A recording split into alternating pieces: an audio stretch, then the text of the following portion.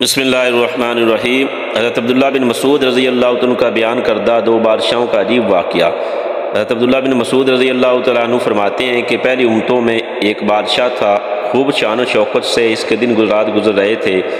ایک دن اس کی قسمت کا ستارہ چمکا اور وہ اپنی آخرت کے بارے میں غور و فکر کرنے لگا اور سوچنے لگا کہ میں جن دنیاوی آسائشوں میں گم ہو کر اپنے رب تعالیٰ کو بھول چکا ہوں، عنقریب یہ ساری نعمتیں مجھ سے منقطع ہو جائیں گی۔ میری حکومت و بادشاہت نے تو مجھے اپنے پاک پروردگار عز و جل کی عبادت سے غافل کر رکھا ہے۔ چنانچہ وہ رات کی تاریکی میں اپنے مال سے نکلا اور ساری رات تیزی سے سفر کرتا رہا۔ جب صبح ہوئی تو وہ اپنے ملک کی سرحد عبور کر چکا تھا۔ اس نے ساحل سمندر کا رخ کیا اور وہیں رہنے لگا۔ وہاں وہ اینٹیں بنا بنا کر بیچتا، جو رقم حاصل ہوتی اس میں سے کچھ اپنے خرچ کے لیے رکھ لیتا اور باقی سب صدقہ کر دیتا۔ اسی حالت میں اسے کافی عرصہ گزر گیا۔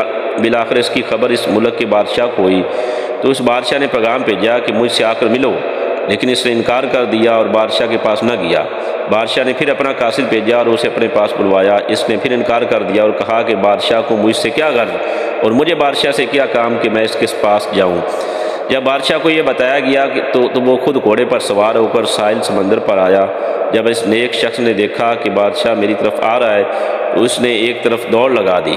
بادشاہ نے جب اسے بھاگتے دیکھا تو وہ بھی اس کے پیچھے پیچھے بھاگنے لگا، لیکن وہ بادشاہ کی نظروں سے اوجھل ہو گیا۔ جب بادشاہ اسے نہ ڈھونڈ سکا تو بلند آواز سے کہا، اے اللہ کے بندے، میں تجھے کچھ بھی نہیں کہوں گا، تم مجھ سے خوف زدہ نہ ہو، میں تجھ سے ملاقات کرنا چاہتا ہوں۔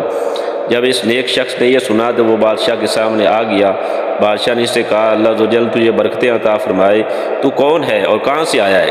اس نے اپنا نام بتایا اور کہا کہ میں فلاں ملک کا بادشاہ تھا۔ جب میں نے غور و فکر کیا تو مجھے معلوم ہوا کہ میں جس دنیا کی دولت میں مست ہوں یہ تو عنقریب فنا ہو جائے گی، اور اس دولت و حکومت نے تو مجھے غفلت کی نیند سلا رکھا ہے۔ چنانچہ میں نے اپنے تمام سابقہ گناہوں سے توبہ کی اور تمام دنیاوی آسائشوں کو چھوڑ کر دنیا سے الگ تھلگ اپنے رب کی عبادت شروع کر دی۔ اللہ عز و جل میری اس کاوش کو اپنی بارگاہ میں قبول و منظور فرمائے۔ جب بادشاہ نے یہ سنا تو کہنے لگا، میرے بھائی، جو کچھ تو نے کیا میں تو تجھ سے زیادہ اس کا حقدار ہوں۔ یہ کہتے ہوئے وہ گھوڑے سے اترا اور اسے وہیں چھوڑ کر اس نیک شخص کے ساتھ چل دیا۔